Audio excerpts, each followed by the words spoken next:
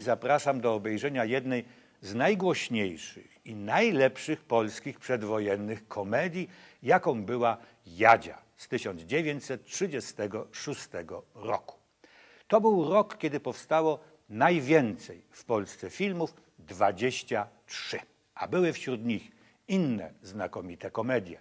Ada to nie wypada, Będzie lepiej, z lwowskimi baciarami, Szczepkiem i Tońkiem, Dodek na froncie, Fredek uszczęśliwia świat, Papa się żeni i tak dalej. Filmy historyczne, Barbara Radziwiłłówna, Bohaterowie Sybiru, Pan Twardowski, Wierna rzeka czy Róża według Stefana Żeromskiego. Współczesny dramat, Jego wielka miłość ze Stefanem Jaraczem, film sensacyjny, Tajemnica Panny Brinks, adaptacja opery Straszny dwór czy ciekawe filmy żydowskie, komedia muzyczna Judeł gra na skrzypcach i dramat Za grzechy. Ale przede wszystkim uznana powszechnie za jedną z najlepszych komedii Jadzia. Podziękowań z góry rezygnuję. Niech pani się lepiej nauczy kierować ludką i więcej uważa. Z podziękowań? Tu nie o to. Przyszłam panu powiedzieć kilka słów. Doskonale potrafię kierować łódką. A ja pływam lepiej od pana. I doskonale potrafilibyśmy sobie dać radę bez pana. Nagle zjawia się pan pod wodą. Nieproszony. I wtrąca się pan do cudzych spraw. I nazywa pan moją siostrę Gapą. Jurek, nie wtrącaj się. Sama sobie dam radę. Jest pan natrętem i gburem.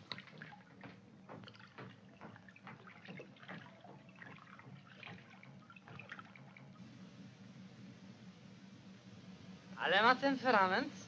W ten to sposób poznają się główni bohaterowie komedii Jadzia. Jadzia Maliczówna, czyli Jadwiga Smosarska, i Jan Oksza, czyli Aleksander Żabczyński. I wszystko byłoby w porządku, to znaczy nie byłoby komedii, tylko sielankowa opowieść miłosna, gdyby nie to, że ona i on reprezentują, należą, związani są również więzami rodzinnymi z dwoma ostro konkurującymi ze sobą firmami, produkującymi i sprzedającymi rakiety tenisowe. Tak na marginesie, pojawia się w tym filmie mistrzyni tenisa Jadwiga Jędruszewska. Nie było takiej tenisistki przed wojną. Jest to jednak wyraźne nawiązanie do autentycznej naszej mistrzyni Jadwigi Jędrzejowskiej, wielokrotnej mistrzyni Polski i, uwaga, wicemistrzyni Wimbledonu w 1937 roku. Warto o tym przypomnieć, nie tylko zagorzałym kibicom sportowym. Pan jest mężczyzną w pełni sił. Trzeba korzystać z życia. Gimnastyka, słońce, sport, woda, kaja. Trzeba się rozruszać. Trzeba się wyprostować. W zdrowym ciele zdrowa dusza. Trzeba być wesołym. Czy pani jest zawsze taka pełna radości życia? Zawsze. Pani nigdy nie jest smutna. Nigdy, a po co? A gdy nawet pani coś dokuczy? Mnie? Gdy los dokuczy czasem, to powiadam trudno, pech. Przeczekamy kiepską fasę, lecz na twarzy zawsze śmiech. To jest moja filozofia, którą wciąż prowadza w czyn. Czy wesoło mi, czy smutno mi, nie uznaję łzawych min. Akcja komedii Jadzia toczy się zgodnie z utartymi zasadami i naszymi przewidywaniami. Młodzi, choć dzielą ich interesy firm, które reprezentują, dążą uparcie do siebie. I rzecz jasna, miłość musi się spełnić. Jak do tego dochodzi? Oczywiście przez połączenie firm. Następuje koncentracja uczuć, kapitałów i interesów. Prawdziwa, wszechogarniająca idylla. Ale droga do niej jest bardzo długa. Oto na przykład Jan Oksza, by zdobyć względy Jadzi Maliczówny, udaje rzeźbiarza, którym rzecz jasna nie jest. Tysiące imion przecież znam. I nagle jedno z nich chwyciło mnie. Biło się my. Niech pan nie śpiewa, tylko rzezi. I teraz stale proszę pani, to imię w dźwięku każdym ma. I gdzie się ruszę, wszędzie ściga mnie, goni mnie dziś to imię Jadzia. Po prostu Jadzia, ale jak to brzmi. Nie, tak sobie. Jadzia była jedną z komedii, które zrealizował Mieczysław Krawicz. Drugi po Michale Waszyńskim, niezwykle wydajny przedwojenny polski reżyser. Był bardzo wszechstronny. Niektórzy mawiali złośliwie, że potrafiłby sfilmować nawet książkę telefoniczną. No, do tego nie doszło, bo Krawicz awangardystą nie był. Robił filmy proste, łatwe i przyjemne. Przede wszystkim melodramaty i komedie.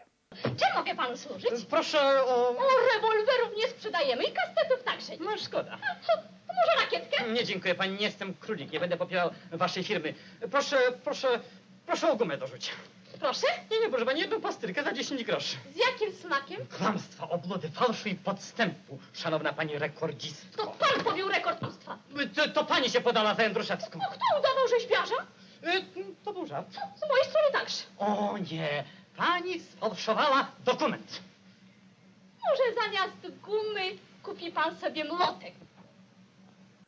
Tak jak w każdym szanującym się przedwojennym filmie, tak i w Jadzi obok pary głównych bohaterów, tu granych przez gwiazdę pierwszej wielkości Jadwigę Smosarską i Amanta pierwszej wielkości Aleksandra Żabczyńskiego, występują w rolach drugoplanowych świetni aktorzy naszych scen i ekranów. Mieczysława Ćwiklińska jako matka Janka, ale przede wszystkim prezesowa firmy Oksza oraz Michał Znicz jako jej uroczy, choć czasami nieco nieporadny dyrektor Królik. I po przeciwnej stronie nieco niedosłyszący szef firmy Malicz, ojciec Jadzi, czyli Józef Orwit oraz niezastąpiony do bitki i do wypitki, zabiegający o względy Kunegundy, dzierżącej władzę w kuchni rodziny Maliczów. Felix Wypych, majster w firmie Malicz. Stanisław Sielański. We mnie już jest taka dusza, która niczym się nie wzrusza. Nie potrafię, jestem taka, ani szlochać, ani płakać. Jak pan widzi, niechcące dzieje się, mnie nic nie wzrusza. Ja bez przerwy śmieję się. Proszę, Jadziu, tylko nie płakać. Złociutka. Panie Wypych, od jutra codziennie na obiad szpinak.